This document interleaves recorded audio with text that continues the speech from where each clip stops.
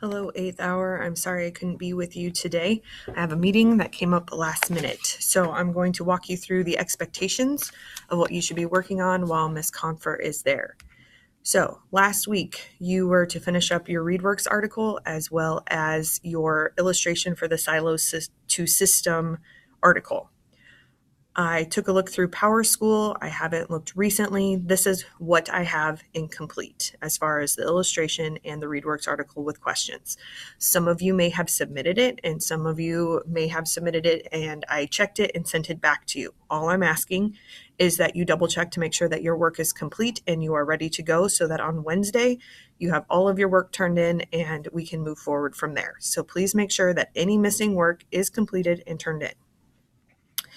All right, so today we are going to begin our level 3 portion of our outcome assessment, very similar to what we did the last time, where you are going to do some research and then write a little bit about it. This time around, we're going to do a research paper, and the reason for that is that both grade levels in their language arts class are going to be doing this soon as an outcome as well. So we're going to do just a little extra practice. If you would, you should all have this copy and pasted into your stations document. I would like you to open the issues intro slides. This is just a quick presentation over our 3 issues that you could choose to do your research on. You don't have to do all 3, just choose one.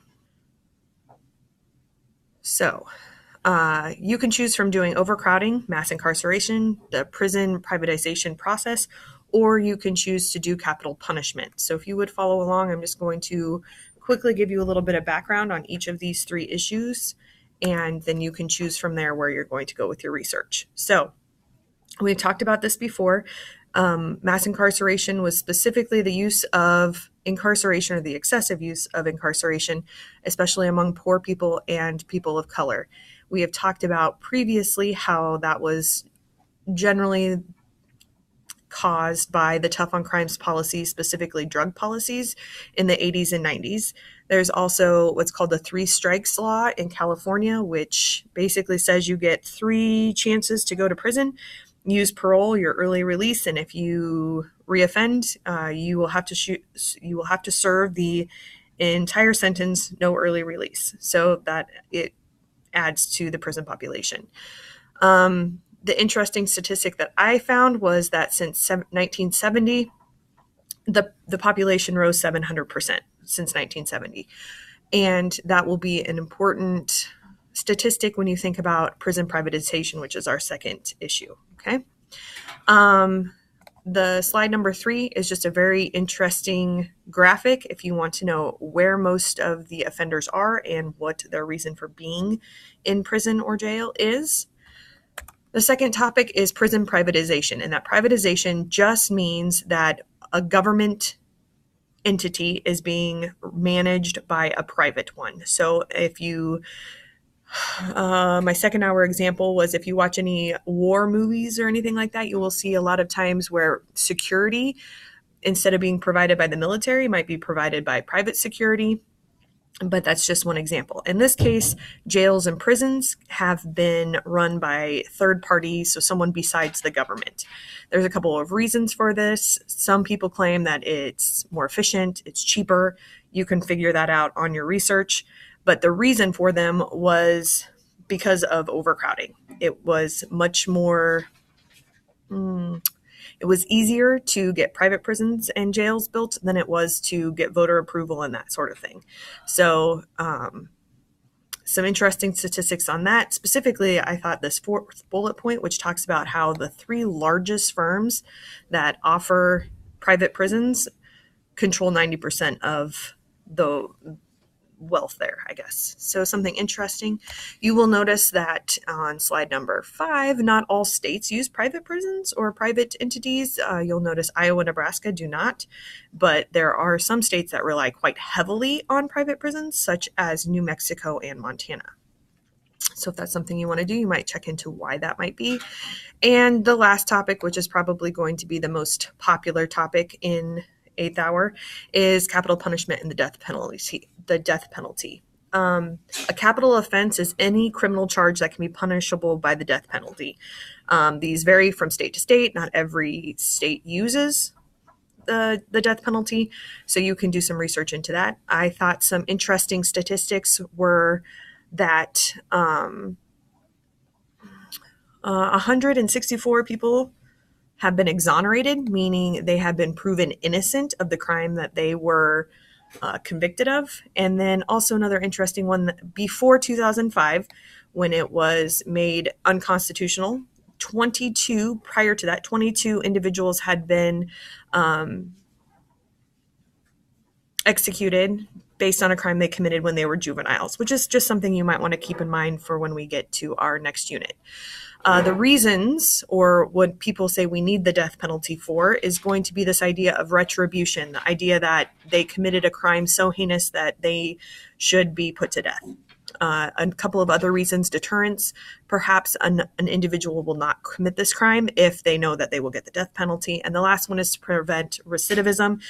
Very, very rarely, but it has happened, where someone who has been convicted of a capital offense may escape. So to prevent them from committing another crime, we have them put to death. Just stay here. All right.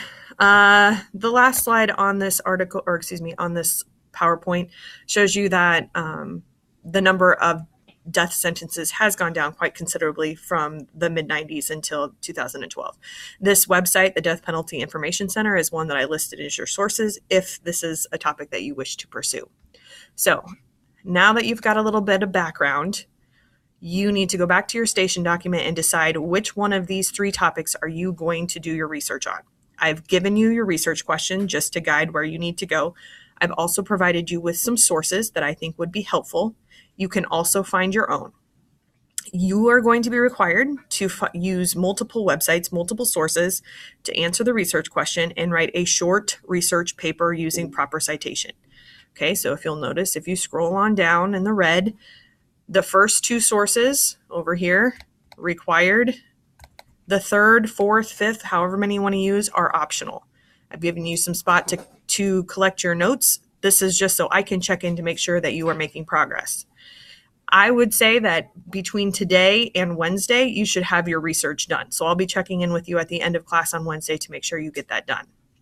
And then the last little bit is where you're going to put your rough draft, not your final, just this is where you're going to put your first thoughts.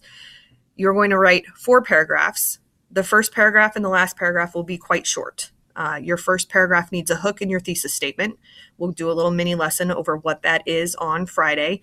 And then your last paragraph will need to restate your thesis and summarize your issue in a conclusion. Also very short. The meat of your research is going to be in paragraphs 2 and 3, and I will show you an example of what I expect along with proper citation also on Friday, when most people will begin their rough draft. Just a reminder down here, your research paper, this will be your level 3 portion of your outcome 4 assessment. And if you want, you can check out the rubric. And then finally, when you are ready to submit your final paper, everything looks good, proper citations, all the font is formatted the same, that will be a link on Schoology, which I will show you next week. I would really like these to be done by the end of class on, well, I guess it'd be Thursday of next week. If you use your time wisely, you should have some time to do some peer review and peer editing. Okay, so if you have any questions, please shoot me an email and I will try to get those addressed. Otherwise, this is very similar to activities we've done previously. If you want to listen to music while you are doing your research, that is fine, as long as Ms. Confer cannot hear it and as long as you are not distracting your neighbors.